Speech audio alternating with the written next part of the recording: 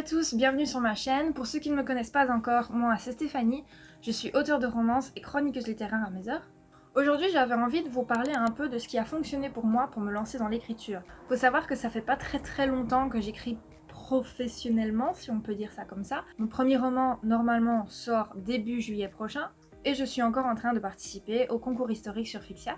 Mais j'écris depuis bien plus longtemps que ça et je me suis dit que j'allais partager avec vous quelques tips pour comment se lancer dans l'écriture. Vous avez toujours eu envie d'écrire, mais vous savez pas vraiment par où commencer. Vous avez peur d'échouer, vous avez peur de faire des erreurs. Alors, je vais commencer par casser un peu vos rêves, et je suis désolée d'avance, mais des erreurs vous allez en faire, d'office. On est humain, c'est tout à fait normal de faire des erreurs, mais le plus important c'est d'apprendre de ces échecs et de pouvoir avancer et évoluer. Je vous cache rien, quand je lis parfois des choses que j'ai écrites il y a 10 ans, j'ai un peu honte.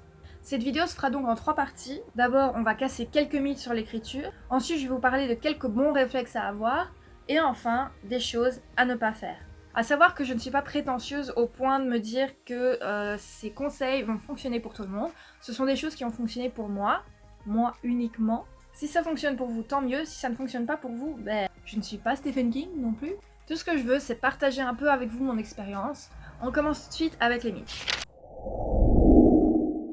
Le premier mythe que je vais casser avec vous, et c'est mythe avec un Y, n'est-ce pas? C'est le fait que pour savoir écrire, il faut être bon en orthographe. Sachez que pendant des années, j'ai écrit avec ma meilleure amie, qui n'est vraiment pas douée en orthographe, ou en tout cas ne l'était pas au moment où on écrivait ensemble. J'avais parfois envie de m'arracher les cheveux en lisant les erreurs qu'elle faisait dans ses phrases, mais c'était une bonne écrivaine. Elle écrivait super bien, elle avait une imagination débordante, elle l'a toujours d'ailleurs, et elle sait construire une histoire. Elle a toujours autant de talent aujourd'hui, et son orthographe s'est même améliorée avec le temps. Il n'y a donc aucune règle, aucune obligation qui vous dit que vous devez absolument être bon en orthographe pour réussir à écrire une histoire. Que ce soit d'ailleurs un roman, une nouvelle, un poème, une chanson, peu importe. Il existe en plus aujourd'hui des tas de logiciels qui vous permettent de vous corriger, mais ça, je vais vous en parler dans une autre vidéo.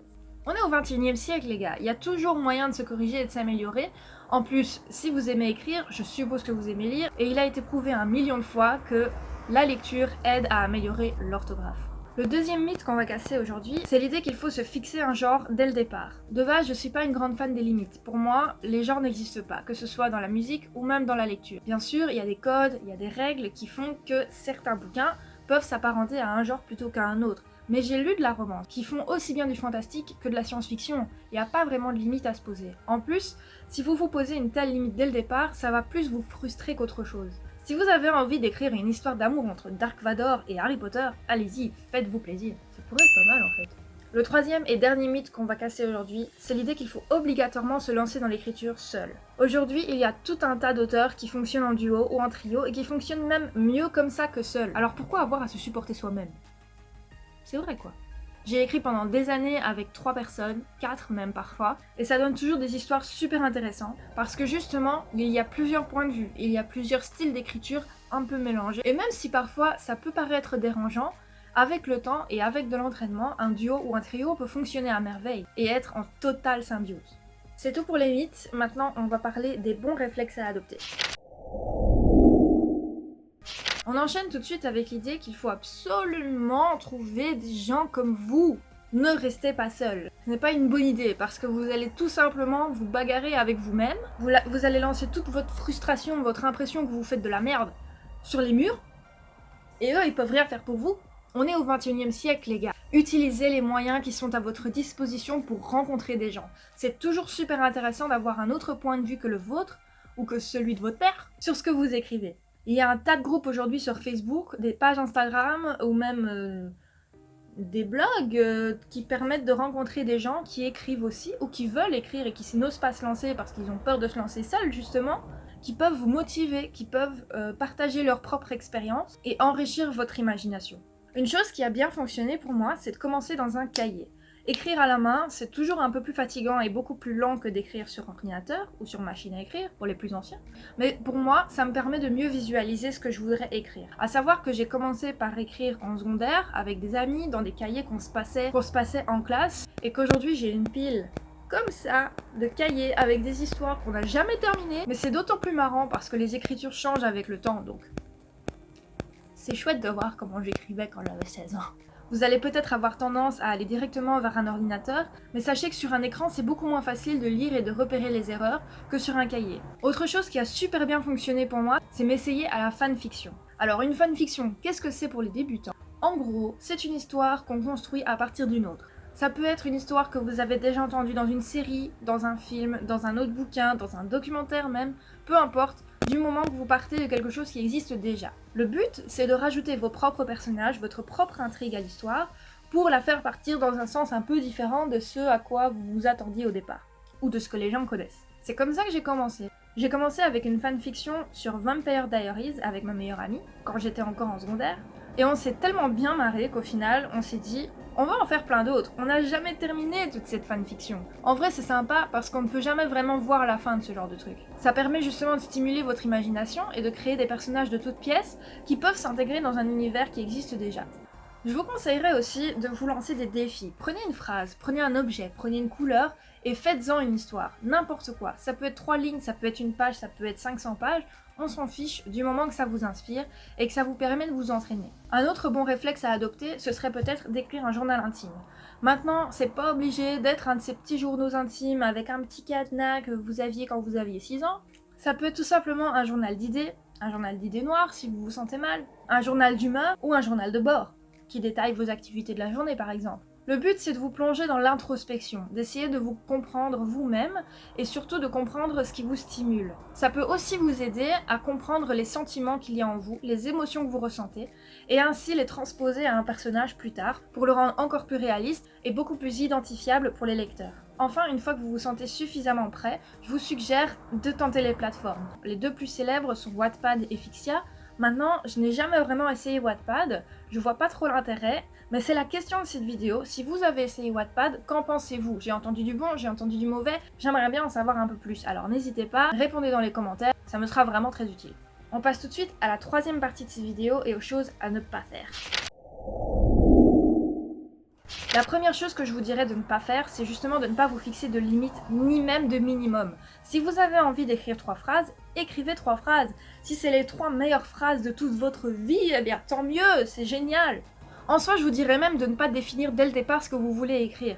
Vous verrez bien quand la fin arrive. Si à un moment vous vous sentez bloqué, essayez de vous relire et essayez de voir si justement vous n'êtes pas arrivé au bout de votre histoire. J'ai longtemps eu ce problème où j'avais vraiment très envie d'écrire un roman, mais je n'arrivais jamais au bout de mes histoires, tout simplement parce que j'aurais pu finir le récit avant. J'essayais de me forcer à rajouter encore des éléments, alors qu'au final, ça ne servait à rien, et je n'en voyais jamais le bout parce que finalement, je connaissais pas le bout de l'histoire. Une autre chose à ne pas faire, c'est d'avoir peur de ce fameux syndrome de la page blanche. Le syndrome de la page blanche, c'est quelque chose que tous les auteurs connaissent. Absolument tous. Même les meilleurs.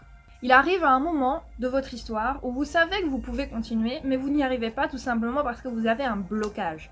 Ça arrive à absolument tout le monde. Et surtout, et ça m'amène au conseil suivant, c'est de ne pas rester bloqué. Si jamais vous expérimentez ce syndrome de la page blanche, ne restez pas dessus, allez faire autre chose, passez à un autre projet, lisez un bouquin, regardez une série, allez vous balader, que sais-je, mais faites autre chose. Ne restez pas bloqué dessus, l'important c'est de changer d'air et de clarifier un peu vos idées pour les remettre en ordre et revenir dessus plus tard. Un bête exemple, le roman que je vais sortir bientôt, j'ai mis 3 ans à l'écrire. 3 ans. Tout simplement parce qu'il y avait des moments où je n'arrivais plus à avancer. Alors je le mettais de côté. Et je revenais dessus plus tard. Et finalement, voilà où j'en suis. Un autre conseil que je peux vous donner, c'est de ne pas se laisser démonter par les critiques non constructives. Et à l'inverse, c'est de ne pas non plus prendre absolument tout mal. Si quelqu'un vous fait une critique constructive, justement, dans le but unique de vous aider à vous améliorer, ne le prenez pas mal. Ça arrive à tout le monde de se tromper, et ça arrive à tout le monde aussi d'avoir un avis différent du vôtre. Prenez du recul, essayez de voir les choses du point de vue de cette personne, et vous verrez que peut-être son conseil aura été utile ou non, ça peut arriver aussi. L'important c'est de ne pas se braquer et surtout de ne pas rester bloqué sur un commentaire non constructif. Il y aura toujours des jaloux, il y aura toujours des gens qui vont essayer de vous démonter et de vous décourager. C'est comme ça. En plus, si vous écrivez sur internet, l'anonymat, c'est génial. Je connais quelques auteurs qui ont été victimes de harcèlement sur les réseaux sociaux, sur Wattpad ou même sur Fixia, simplement parce qu'ils sont doués et parce que ces gens-là ne pensent pas que leur succès est honnête, entre guillemets. Personnellement, je trouve ça complètement débile de se cacher derrière un pseudo pour essayer d'insulter les gens, simplement parce qu'on ne sait rien faire d'autre. Enfin, le dernier conseil que je peux vous donner, c'est de ne pas se laisser décourager par le refus. Si un jour vous avez écrit quelque chose, vous avez terminé un roman, terminé une nouvelle, terminé n'importe quoi, et que vous avez envie de le faire lire aux gens, de le faire publier ou de l'auto-éditer, ou même de le faire participer à un concours, vous allez forcément essuyer quelques refus, que ce soit des lettres de maisons d'édition, des mails qui disent « Désolé, on a trouvé mieux ailleurs » ou « Désolé, c'est pas assez bon ». Ne vous laissez pas démonter, continuez, croyez en vous et croyez en ce que vous écrivez.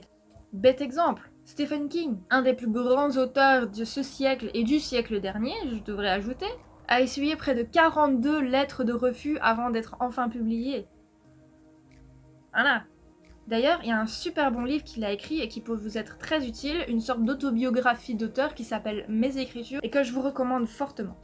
Ce sera tout pour aujourd'hui, n'hésitez pas à me suivre, à vous abonner à ma chaîne, à cliquer sur la petite cloche aussi pour avoir toutes les notifications à chaque fois que je sors une vidéo, à savoir que j'en sors une tous les samedis. N'oubliez pas non plus de me suivre sur Instagram et sur Facebook, tant qu'on y est aussi, pour avoir toutes les dernières infos sur mes avis lecture, sur l'évolution de ce que j'écris aussi, ça pourrait être sympa, et tout simplement pour passer un bon moment. Si vous avez aimé cette vidéo, n'hésitez pas à la partager. Je vous dis à bientôt, bye!